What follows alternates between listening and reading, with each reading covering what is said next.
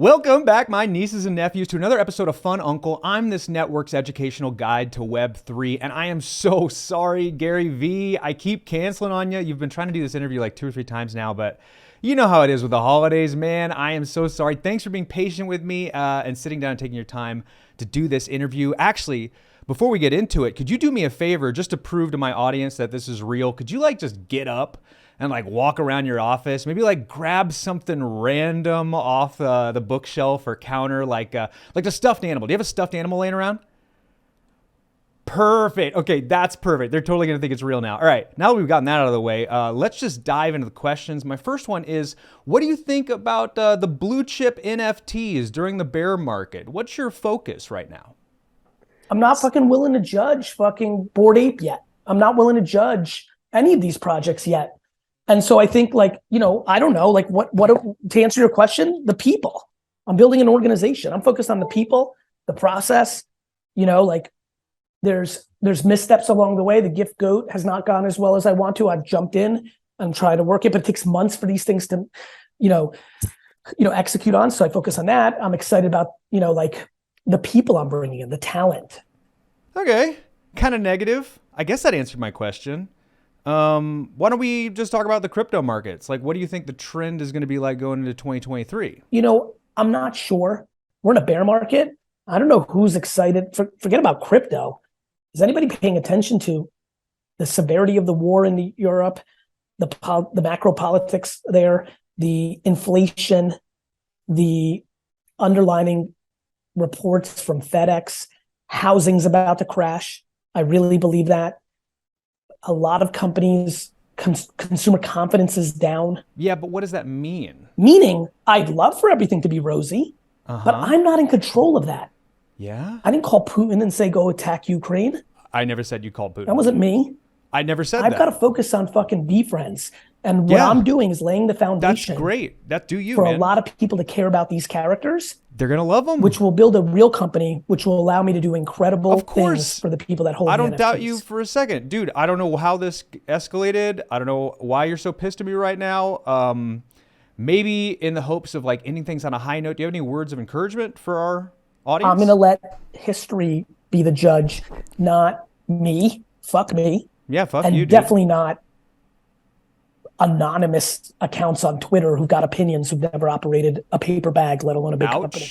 Okay, shots fired. Ouch, that hurts. But couldn't have said it better myself then, I guess. Wiser words have never been spoken before. Gary Vee, thank you so much for your time. Man, the myth, the legend.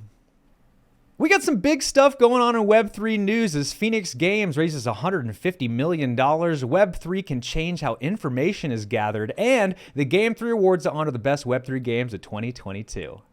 And for our first batch of Web3 news, we have money dumping in by the hundreds of millions as Phoenix Games raises $150 million to fuel next generation blockchain gaming. But that's not all. We have $100 million from Game 7 in open source technology grants for Web3 gaming companies. But wait, there's more. We got $15 million for Third Verse for Web3 and VR gaming. We got another $10 million for Foresight Ventures. And then we have a $1 million grant/prize opportunities for the winners of the flagship Web3 hackathon.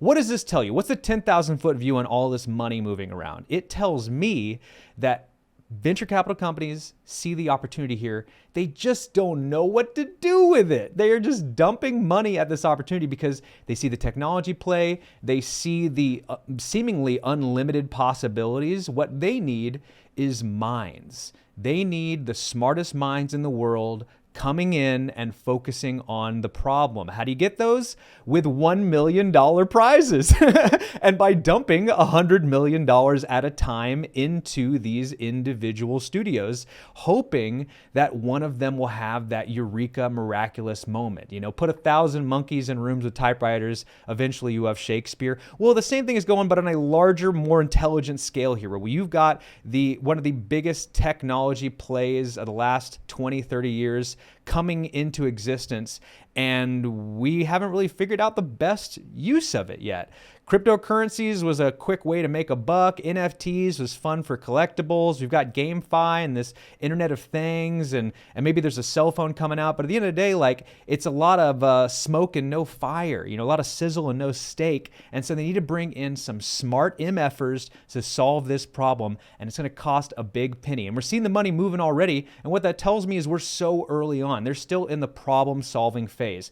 It's like if we were in the Old West on the Oregon Trail, just being like, maybe one day they'll build a railroad out here, as we're just staking claim and fighting in saloons, like figuring out the best path forward for what is a seemingly unlimited plain for opportunities. Unique Web3 tech primed to democratize the Internet of Things. Here's another thing you gotta think about Web3 is we get so focused on it being just about cryptocurrency or just about NFTs or just about Gary Vaynerchuk. But really, there's more to Web3 than just these fun little novelties and collectibles. It is a technology play.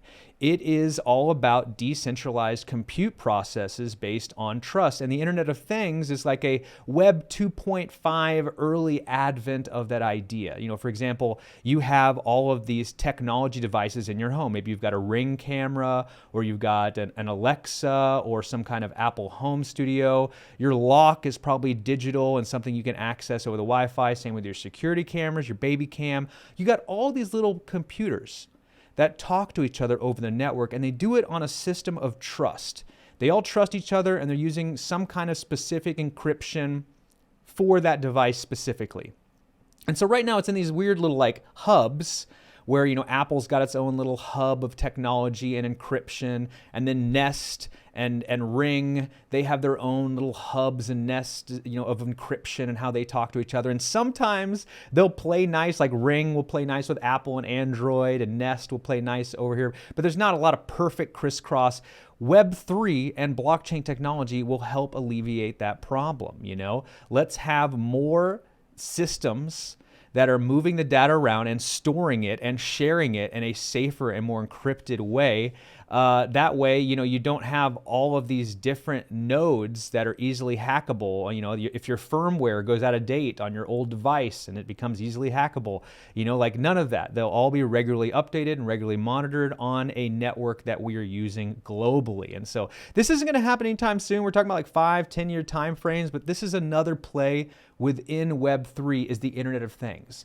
All of these little devices we have around our homes, our alarm clocks, our cameras, our locks, our baby cams, our cell phones, our iPads, our TVs, all of it should be playing together a little bit better. The information on my phone should be able to go to my TV. It should be able to transmit from my webcam to my phone in a more seamless way. And we're getting there. It's just going to take a little bit more technology and maybe a little bit more of that venture capital money we were talking about earlier. Web3 can change how financial information is gathered, processed, and reported. Yeah, it's going to help with a lot of transparency too. I'm thinking about the government, about how we need an open ledger on the blockchain of some kind of what our government's doing, where the money's going. And not only that, like think about my medical records, my dental records. Let's say I have to move for work. I have a medical emergency, but all of my data is being stored in a hospital on the other side of the country. I got to fill out the HIPAA paperwork to get it transferred over. And that takes like a week for some reason, even though we live in the digital era. Like, wouldn't it be better if that was all packed into some kind of, blockchain that only I could access with my private key, and then I could maybe share that private key with someone who I want to have that information, and then it's kind of, instant and more seamless and gives me as the end user a little bit more control over my own health data. That'd be pretty cool, but dare to dream, right?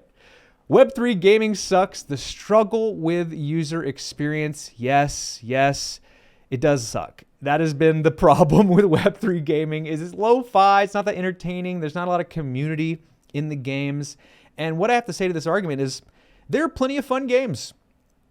Go ahead, there are hundreds of fun games, dozens come out every single year that are incredible, mind-blowing video game experiences. You wanna know why? Because they have AAA budgets, and they have AAA developers, and they have AAA income, meaning they have billions of dollars in sales coming in on a regular basis. These Web3 games are what we call a niche.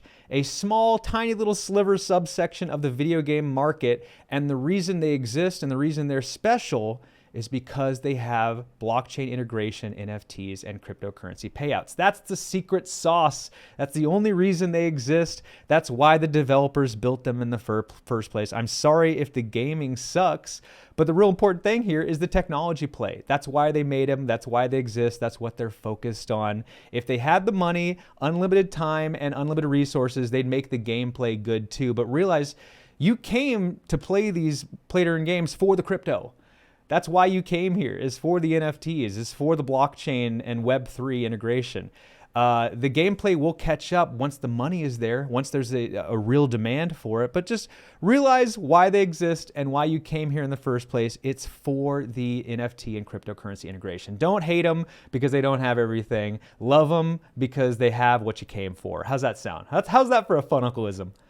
And for the last story here, the inaugural Game 3 Awards to honor the best Web3 games of 2022. This is exciting. This is one of those events that I know will blow up into a huge red carpet event on MTV or VH1 one of these days when they get the AAA money and the AAA developers and the notoriety, which will come, but right now it's this fun little cute little Twitch event, maybe behind closed doors. Maybe we'll see a recording of it after the fact. It's definitely not going to be live broadcast anywhere, but it's just super exciting that it's getting big enough that it's got its own awards. And I think this is going to be a more exciting thing as the years progress. My vote is Phantom Galaxies. That game kicks ass. It is fun to play. The graphics are sick. It's low-key addicting, and it's got NFTs and cryptocurrency payouts. That's a game that I have in my grand slam, clean sweep. It's gonna win its category, and I cannot wait to see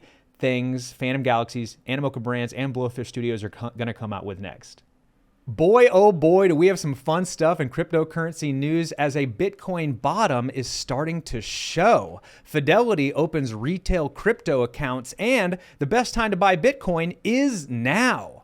And for our first story, Coinbase launches new initiative to promote crypto exchange transparency and on-chain accounting. This is just the good news. Out of this FTX scandal is large exchanges see the benefit in having transparent accounting on their ledger. Make it available for the retail investors because we're scared right now, and we think that another FTX could happen to any exchange. If it could happen to the number 2 exchange, then it could happen to anybody. FTX had an arena named after it, and it had Super Bowl commercials, and now it's completely gone forever. And so us retail investors are afraid of having our money on centralized exchanges, and if they want us to keep using them, then they're going to have to need some transparent accounting. Let us know where the money's going. Where are all these weird exchanges, and we're going to unknown wallets and from cold to hot. Like what kind of reserves do you have? Like you need to make that transparent and made available to your end users. So this is just great news for us retail investors. These big exchanges need to step up to the plate and prevent another FTX from happening. Bitcoin volatility plummets, but signs of a bottom start showing. That's the truth of the matter is Bitcoin has been fluctuating between a very narrow range over the last couple weeks, between about 15,000 and 18,000. And even with all this bad news, FTX collapsing, the Ukraine war, Donald Trump's running for president again, none of this bad news could push Bitcoin down to that $12,000 figure. So all of those bears out there who were like, 12,000 is coming, it might even go as low as 18,000. I don't think that's in the cards anymore. If the number 2 exchange in the world going to zero couldn't push Bitcoin down to 15 or 12,000, I don't know what will. It probably will never happen. And these might be the lowest prices we will see Bitcoin ever again.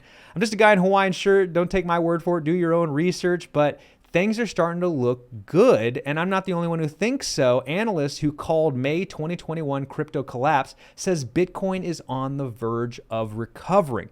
Now, he may not be like the Nostradamus of Bitcoin. I'm not going to say that every time he's called something he's been right, but the good news here is that sentiment is changing. People who have a relatively good track record of calling things and are moving money around with a lot of success are now starting to look at Bitcoin in a more positive light. He He was once bearish, and now he's publicly saying he's bullish, which is great news. Sentiment is changing. Enthusiasm will come back into the market. It's going to have a delayed effect, but this is just great news overall that's going to be encouraging for the retail investor who's been sitting on the sideline, like not sure if things are going to get worse. Well, sentiment is starting to shift in your favor. A daily cost averaging strategy might be a good move basically any day now. Ready to trade? Well, Fidelity finally opens retail crypto accounts. Fidelity, the largest money manager in the world, if not the solar system, maybe even the galaxy, is now opening up their exchanges to crypto accounts. And so what this means is like, we're going to get to streamline the process. So, that's been the biggest problem for mass adoption is there's so many complicated tech steps involved into getting into cryptocurrency. And the generation that has the most money is the most tech adverse. Baby boomers and the greatest generation, people who are basically 50 and older, don't like computers and they don't want to learn how to use them. And so if Fidelity can streamline that process and make it a little bit more seamless for those users, well, that's great news for cryptocurrency. And I think most people who have a Fidelity account will get some kind of indirect exposure to cryptocurrencies by way of these money managers who move the money around and see a more advantageous diversification for its users with some exposure into cryptocurrencies. And so I think that we're going to have more money flooding into the markets in the near term. It's going to be thanks to Fidelity finally opening up retail crypto accounts. Best time to buy Bitcoin is now, says analyst. Halving is 1.5 years away. Now, we can only look at the past in order to predict our future. It's the only, it's the only evidence we have of what things will be is what things happened in the past. And in the past, the low point on Bitcoin has occurred about 1.5 years from its halving. And we are currently about 1.5 years, I want to say, 18 months, maybe 20 months away from the next halving. And so this is typically when the lowest point takes place. Now, it could be a couple weeks ahead of us, or it could have already happened a couple weeks ago. We don't know, but generally speaking, rule of thumb, looking in a mirror to predict our future, is that this could be the lowest point for Bitcoin. I mean, I'm just a guy in a Hawaiian shirt, like don't take my word for it. Do your own research, please. But if we can just look at the past and template it moving forward, we might be looking at a low point sometime soon.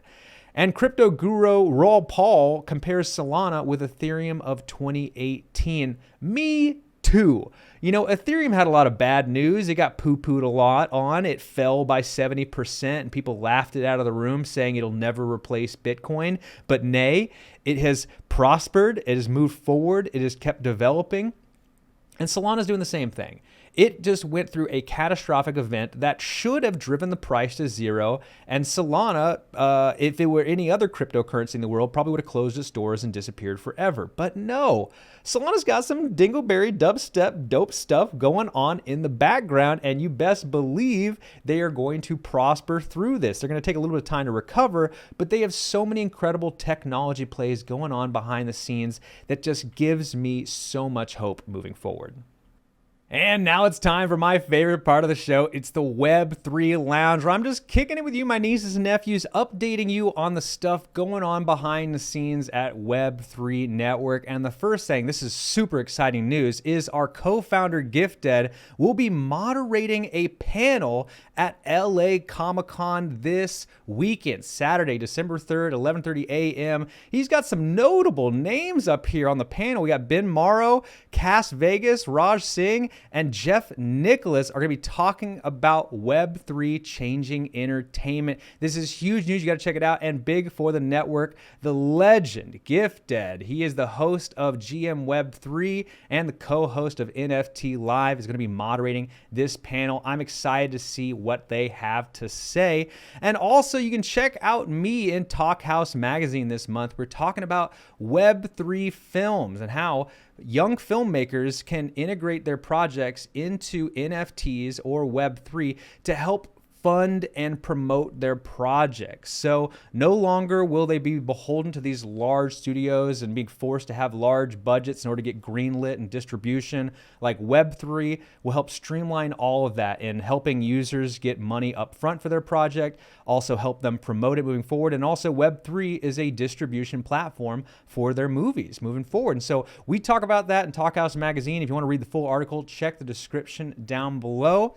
Other than that, Web3 is bustling. All of us are building our individual temples within this city we're calling Web3 Network. Exciting stuff is happening with these National Lampoon collaborations. We have new contributors joining us every single day. I have this dream that one day we can get Marty McFly on camera to start doing his WWE personality. I think that'd be so funny if he got cryptocurrency and NFT reviews by Marty McFly with his WWE accent. If you want to hear what I'm talking about, you got to tune into GM Web3. It's probably my favorite segment of that show when Marty McFly comes on. He's like, listen here, we got some problems with the crypto market. I don't like dick butts. It cracks me up every time. But that's not all. We have Jessica Yatrowski, Mo Runda, Sarah Script, Kane Mayfield, Easy and Crypto. I mean, so many people are joining the band every single day. I am excited for our prospects in 2023.